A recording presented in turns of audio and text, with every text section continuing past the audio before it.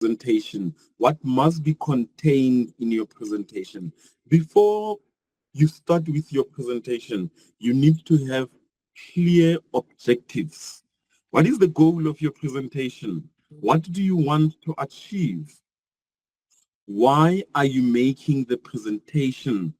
You need to answer those questions before you come into any kind of presentation. Your presentation must have objectives. What do you want at the end of your presentation for people to get? What should they take home? Is there an important point? Is there an awareness? Is there a campaign? Do you want at the end of the day for people to join your action? Should they be part of the solution? Do you want them to ask questions? Do you want them to have research? So you have to have clear objectives of why are you making a presentation. So if you do not understand your objectives, why do you want people to be part of your presentation? You then ought to think about your presentation. So clear objectives, that's what you must have as your point. And your objectives must be assessed, evaluated at the end. Okay. The second part, you need to know your audience. What kind of people are you speaking to? What's their interests? You should be able to read the mood. Do they follow what you're saying? Do they understand what you're saying? Do they have the same objectives as you? Are you able to engage the audience? You shouldn't just engage the content, but you must be able to engage the audience. When you're done with your presentation, a person must go. It looks like we are still on page 2.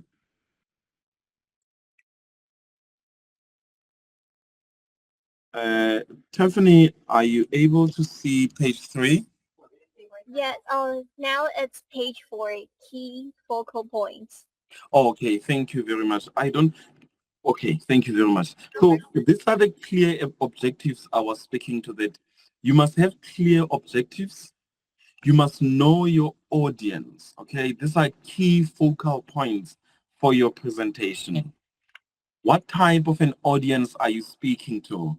What kind of people are you speaking to? Do you know your audience? Can you engage with your audience? Do they follow your presentation? Are they able to come along? So you must be clear in terms of understanding the language of your audience and what you are trying to make them to understand. Another focal point, okay, what is important? Engaging visuals.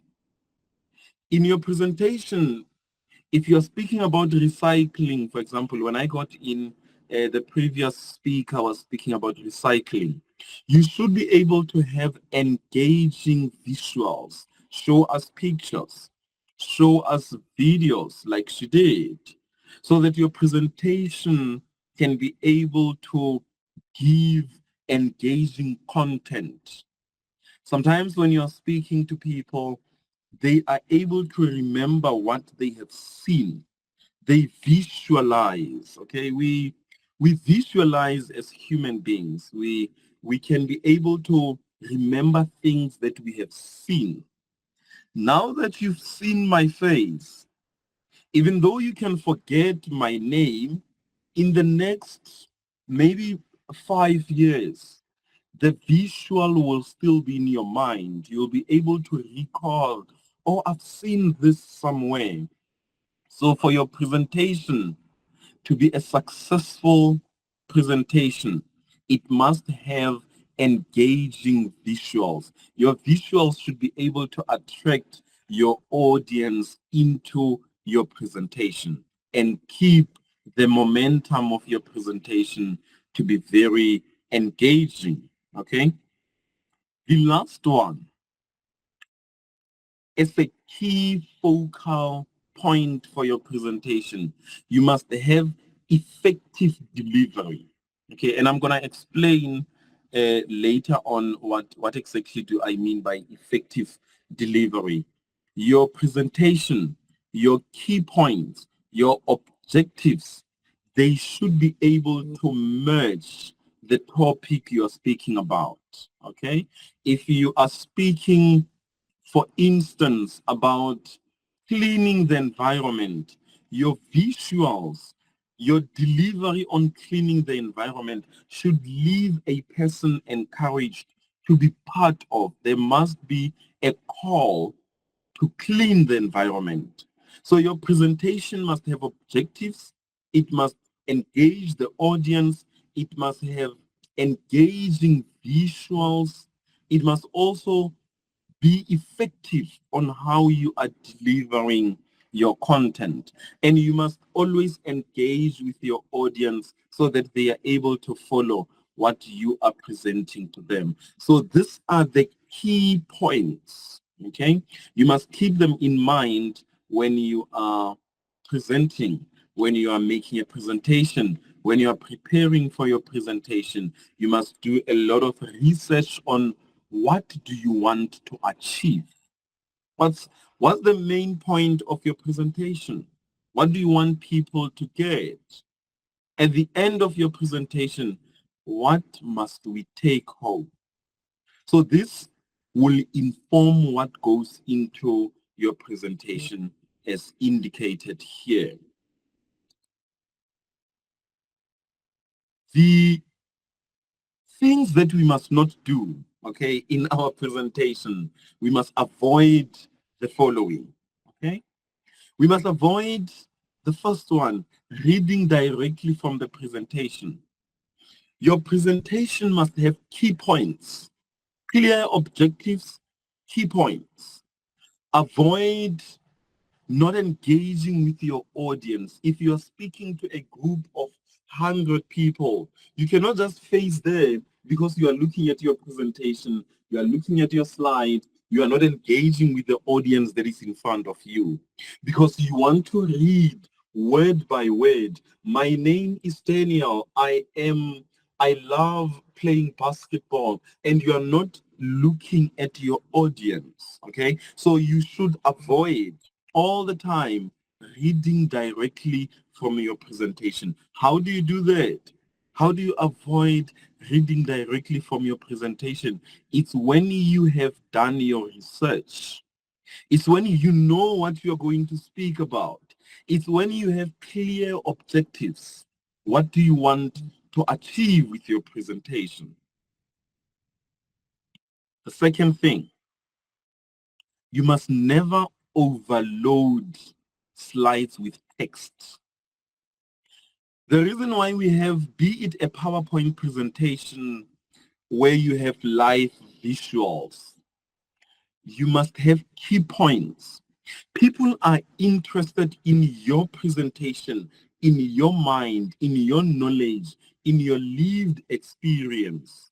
Because if we wanted to read, we did not need to come and listen to your presentation. There's no need for us to be here.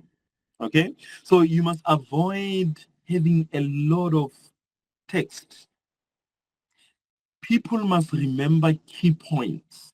So as you can see here, I've only have 4 points, but my presentation will expand on the points that I'm speaking to. I don't need to write a full paragraph for me to express my idea. Okay, when you are preparing, when you are doing a lot of research, when you find out information, you need to be able to put it into a subtitles. You need to put it into titles. When you are speaking about globalization, for example, you should be able to tell us why is it important to be part of the global society? Why is it important for us to make a presentation? And you can expand. You can speak a lot on that, but only focusing on key important points without overloading your slides with text, with a lot of writing. The third thing, okay, that we must avoid when we are making a presentation is using complex language. A lot of people want to prove a certain language ability when they are speaking. They use a lot of jargon, okay, difficult words, complex words and language. After you know the audience you are speaking to, it's always advisable to use the simplest form of communication, which is language, where everyone is able to relate. They are able to understand easily so that your key points are not missed in your presentation. So you ought to have simple text, simple visuals. Sometimes you can have one word or two words so that your message is not lost in the slides and the language that you are using. The fourth thing that we must avoid, lack of engagement with the audience. When you are speaking to people, you need to engage them. They need to be part of your presentation. They need to be in the same environment with you. They need to know that they have a space to ask questions. They can stop you if they don't understand your point. They can ask you to repeat your point. So you must engage with your audience. You must have a direct engagement with them. Make them to be part of your presentation. Sometimes you can ask them to read. You can ask them if they can relate to what you are sharing with them. So it's important to engage your audience. So we must avoid the following, as I've said: reading directly from this presentation, overloading slides with text, using complex language. We must avoid lack of engagement with the audience. To have a successful, a perfect presentation, you need to avoid this, that which I have just presented to you. So you must always have that engagement with the audience. How do you structure your presentation? Okay, what becomes the core of your presentation? The first thing, we need to know, what are you speaking about and why are you speaking about that? Remember what I've said. I said your presentation must have key points, okay? Like you can see on my presentation, the structure of my presentation is introduction. I only have 4 points that I want you to think about when you are designing your presentation. Okay, and I'm saying the first one is your introduction. Tell us the purpose. Why are we here?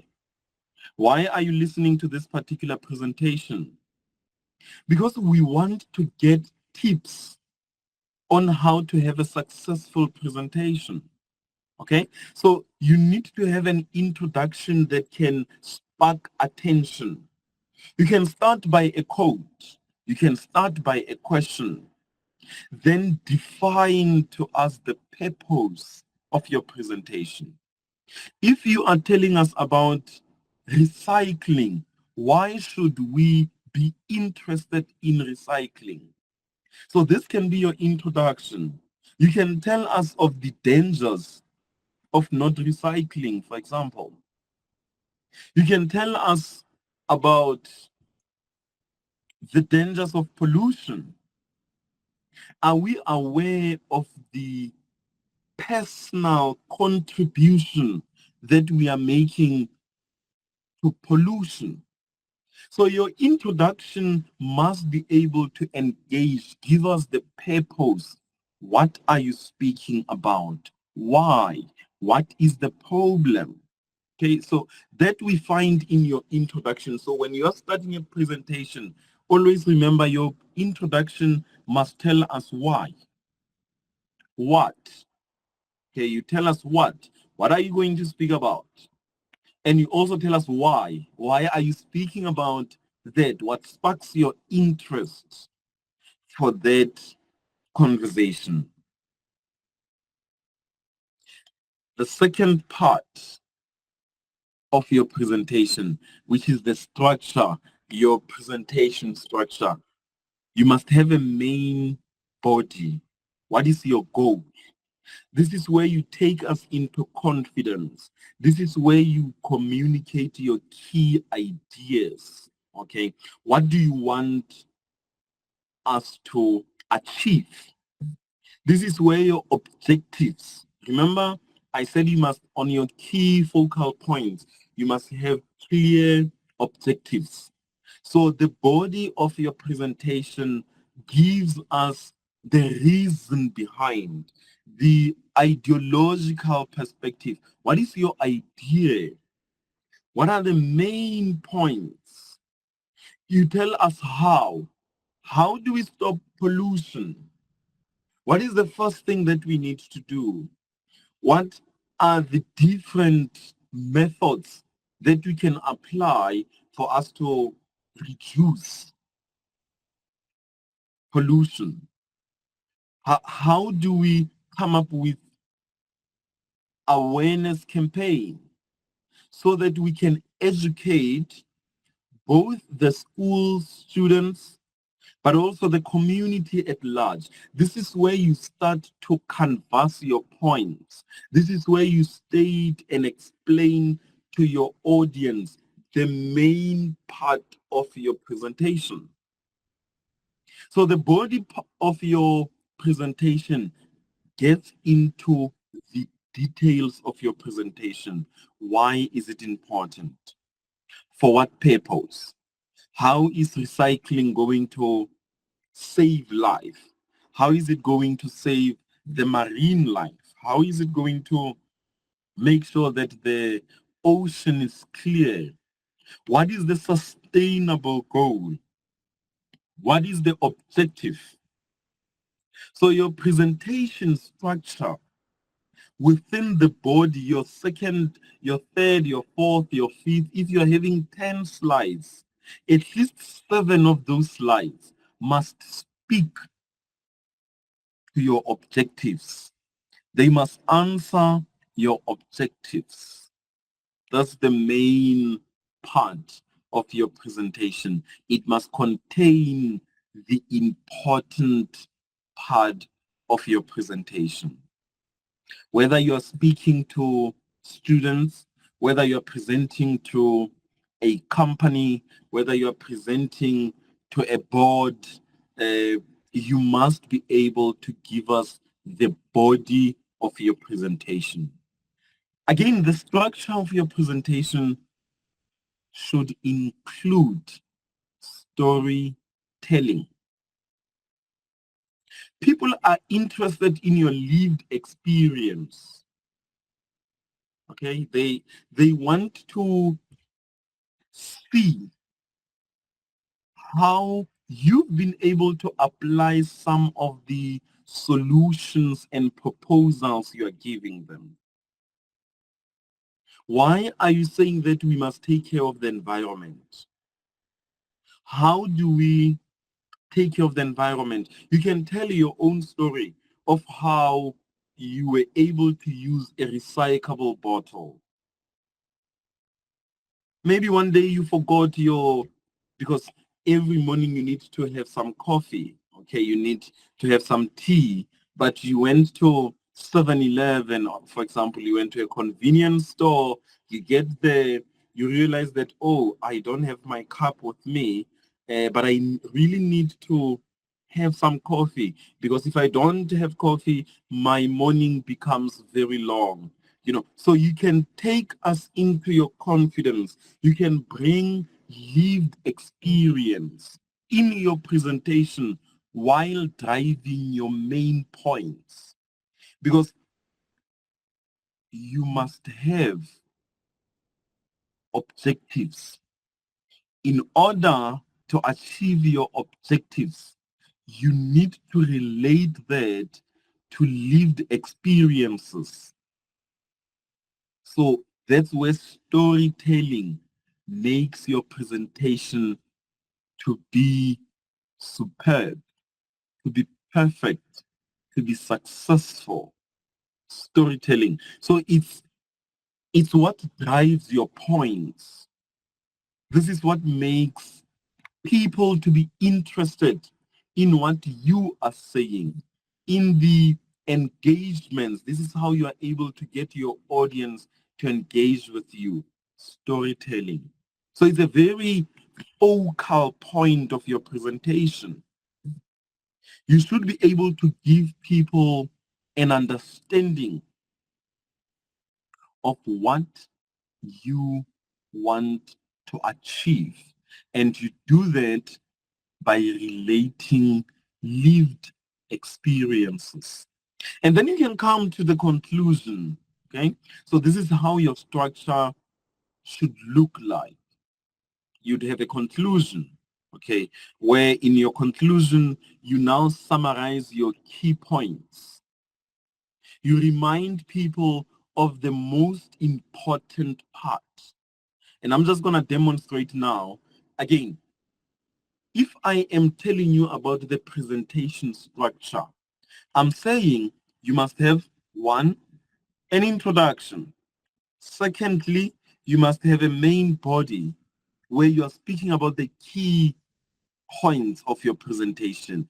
Thirdly, it must have a conclusion. In order to achieve your main points, you must use storytelling because people relate to what you are saying. So this is very key to your presentation.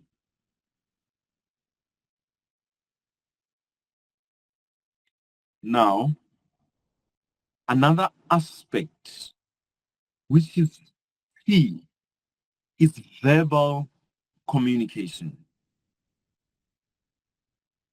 Verbal communication. How do we express our verbal communication? It's in our intonation. Okay, what is intonation? What do I mean by intonation? The pace, the pitch, the tone of your voice makes your presentation. How you speak, how you articulate certain important points. Now, I want you to notice something. As I'm presenting, I'm able to make, when I emphasize the point, okay, my volume will go up. So that's what we mean by intonation. You should be able to vary your voice. And when you are presenting something very important, you can take down your level of pitch so that you grab the attention of the audience. So you can speak at different pace with different volume so that you can drive certain points. You can present, by the way, you can make your voice to be very soft, very loud. If you want to grab your students' attention, you can't say, hi, I'm Daniel. Your students are not going to be interested because of your pitch, your tone, your intonation is lacking. So if I come here and I say, hi, I am Daniel, and I'm an African, I owe my beans to the valleys, to the rivers, you are catching the attention of your student. But also, after you've grabbed the attention, my level of pitch is also not the same. You can speak slow, you can speak fast, you can use different levels to communicate to your audience. So you must be able to know your audience. Your intonation is very important. So that's the first thing. Okay, with verbal communication, your intonation, how high do you pitch a point? How do you emphasize a point? How do you flow in your speech? Does your speech engage your audience emotion? Are you able to, if you are speaking about a sad point, can you do that with a happy face? Can you do that with a loud voice? Can you do that with a soft voice? So your message and your intonation must be able to match each other. Okay. The point you are driving, your level of pitch, how you vary that must be able to make sense. If you are angry, for example, you want to express an angry point, you are not going to speak soft when you are angry. So your intonation has to match your point. So to give a successful presentation, intonation is one of the key part of your presentation. Is the key that makes your presentation to be successful. Intonation at all times. You can't speak the same pitch from the beginning of your presentation until the end. It can't be that you are not showing and matching your message to the way you are pitching. So that's about it on intonation. The second thing, you must be very confident. Okay, when you are presenting to people, the first impression, long lasting, is your confidence. But it must be an authentic confidence. You must be comfortable in your own skin. You must be comfortable in your speech. You must be comfortable to give your points, to give your opinion. Be authentic. If you know something, express your idea to the level of your understanding. And that is why, again, one of the structures of your presentation should include storytelling, relating lived experiences. So you ought to be authentic, be confident. Before you say anything, your confidence should be the first thing that which people notices. Okay, you must present with authenticity, with honesty, with a level of appreciation to your audience and to the knowledge of what you are speaking about. So to give a successful presentation, you need to be authentic. You need to be honest. You need to be confident. You can't come and you are afraid to look at the people, to express your idea, to engage your audience. And instead of me looking into you and facing the camera and speaking to you, I would rather be like this. Hi, my name is Daniel. And then I look there. My presentation is not confident. It's not authentic. So in order for you to have a successful presentation, it must be authentic. It must relate. It must express different ideas. Let's go to the next part. This is my favorite. Okay, this is my favorite part, non-verbal communication. When we are speaking, when we are not speaking, we are still communicating. Non-verbal communication is very important. It emphasizes and it supports your presentation, your body language. When you're speaking to people, they should be able to relate your message to your body. As you can see, that I have made a lot of gestures in my presentation. Even though I'm just sitting here and I am not necessarily in front of a large population, whether you are addressing, be it an online presentation, a physical presentation, you should be able to use your body to communicate. People relate to what you are saying when you use your body language. They should be able to see you in action. And one of the most key points is your eye contact. Are you engaging your audience? Are you looking at them? Are you shying away from them? Okay, there's a trick that which you can use by just looking above their head, but you must at all material times maintain a level of eye contact. You don't need to stare. Don't stare at people. Okay, don't just look into someone for more than 10 seconds and you are looking into someone's eyes while you are presenting. That is very bad.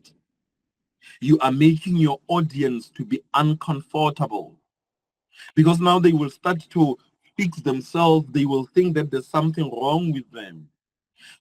You need to have an eye contact that is moving all over your audience, okay? If you are speaking to a group of 50 people, take 3 seconds looking to the left, 5 seconds looking to the right, 10 seconds looking in the middle.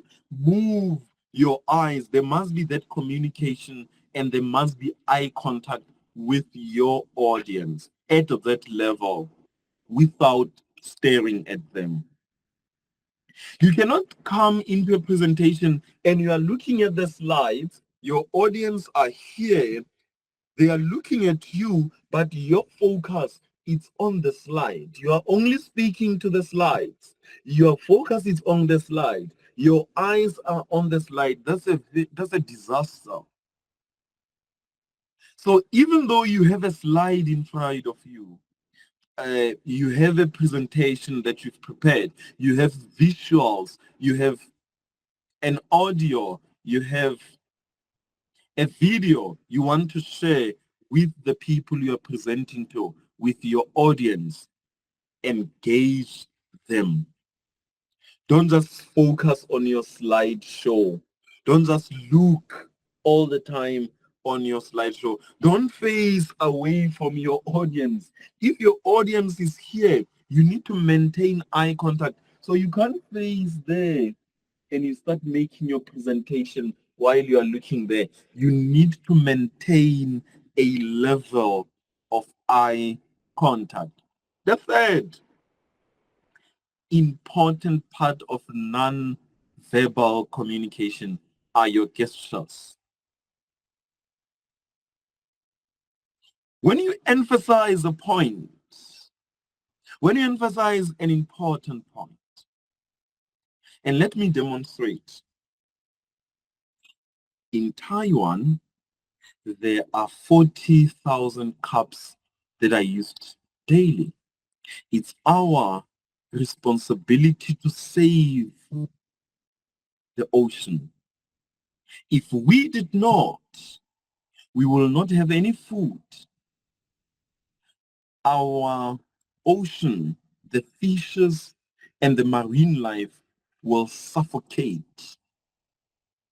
We will not have any omega-3 because fishes provide us with omega-3. We will start to experience skin diseases.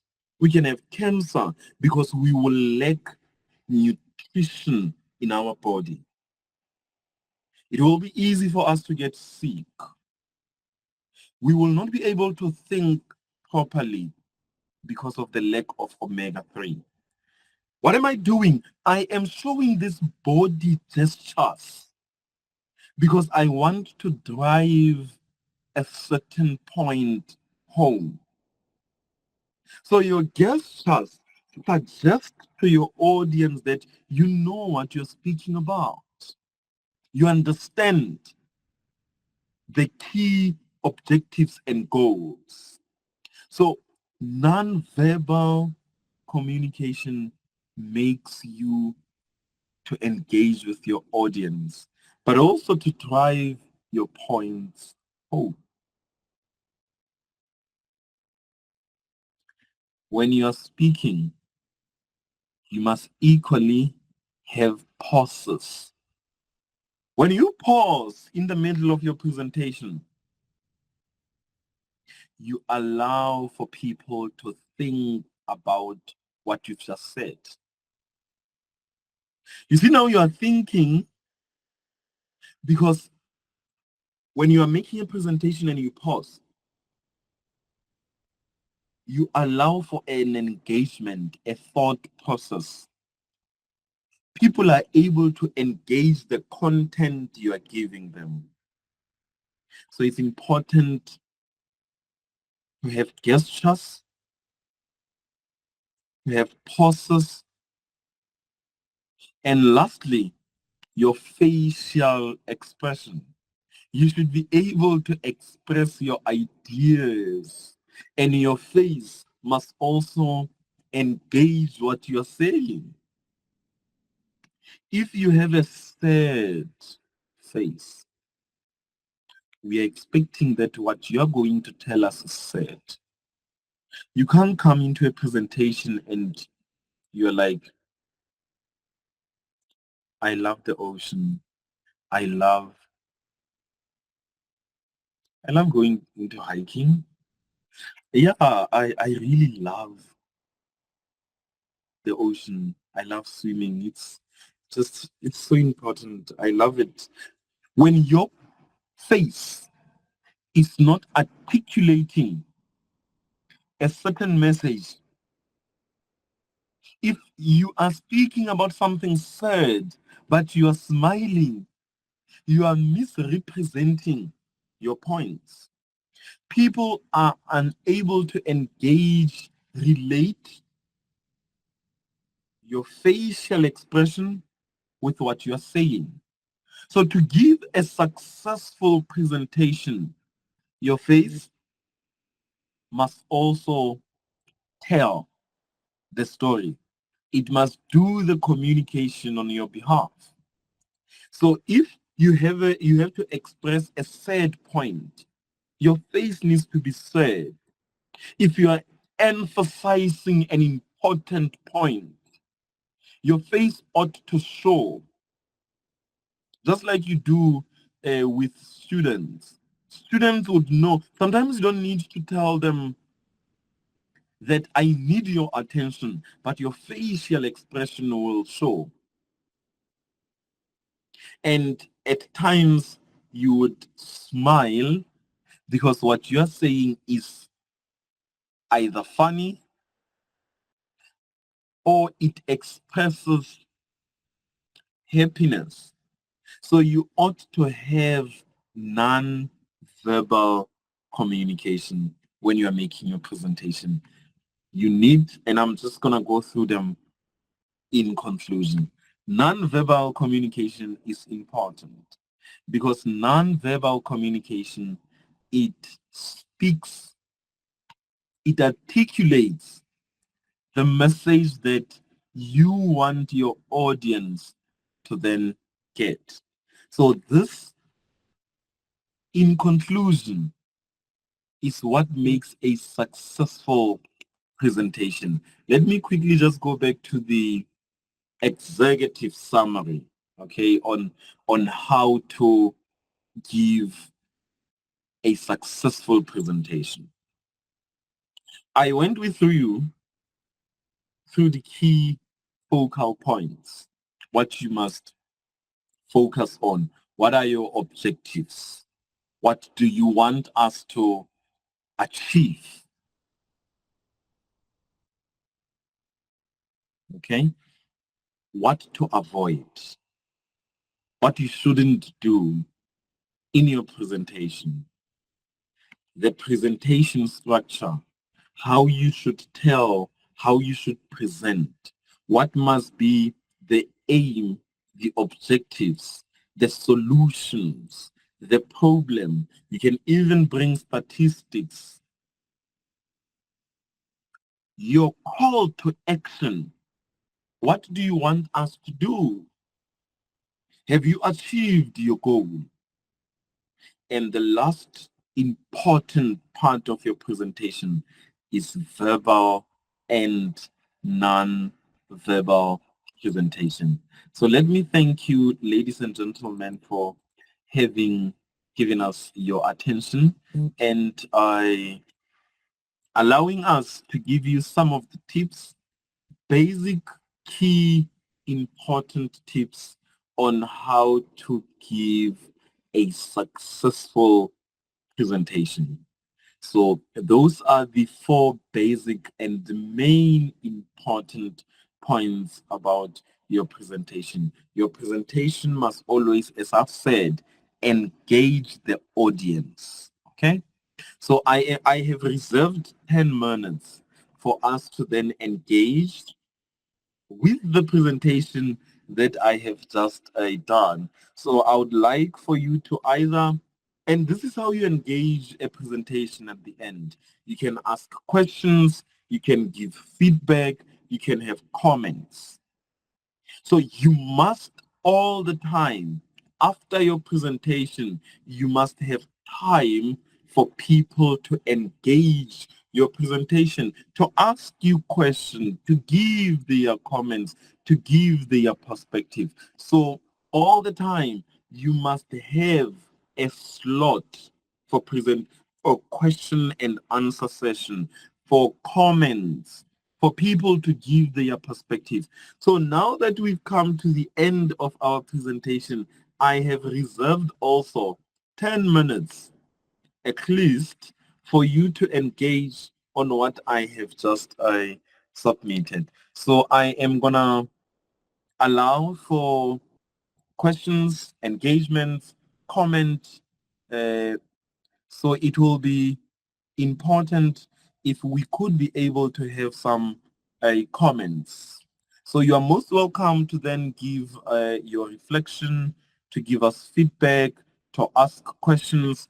You can also do that via the comment section, okay? You can raise your hand, ask us the question, and we will be able to respond now. This is the time of engagement. So let me check with Tiffany.